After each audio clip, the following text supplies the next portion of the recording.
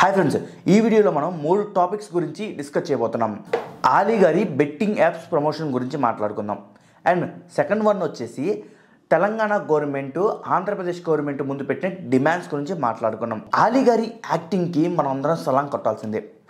ఆయన జర్నీ గురించి మనం పెద్దగా చెప్పాల్సిన అవసరం లేదు.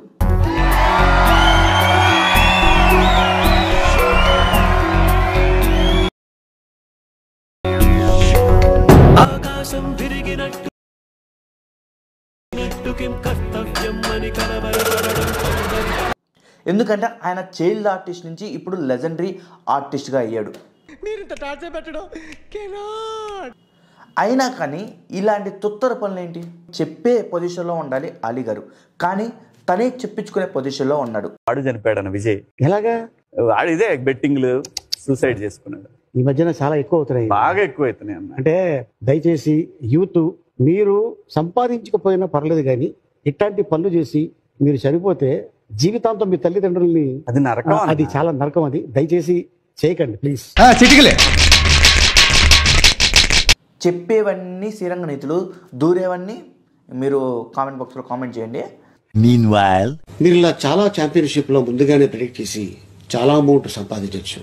Just like A T20, the most trustee worth app పరి మ్యాచ్. అసలు మీరు ఈ పొజిషన్లో ఉండి అంత హైట్స్ చూసి మీ అభిమానులకి మీరు ఇచ్చే సందేశం బెట్టింగ్ యాప్స్ వాడమని. The most trustee worth app పరి మ్యాచ్. బయట షోలోకి వచ్చి మీరు చెప్పేది బెట్టింగ్ యాప్స్ వాడొద్దని. అది చాలా నరకం. అది దయచేసి చేయకండి ప్లీజ్. అసలు ఈ బెట్టింగ్ యాప్స్ వల్ల చాలామంది తన ప్రాణాలు కూడా కోల్పోతున్నారు. ఈవెన్ 10th క్లాసు ఇంటర్ కూడా చదవని వాళ్ళు లక్షల అప్పు చేసి సూసైడ్ చేసుకుంటున్నారు. ఎంత పెద్ద వాళ్ళైనా సరే నోరు అదుపులో పెట్టుకుంటే, సమయానం పాటిస్తే చాలా మంచిది.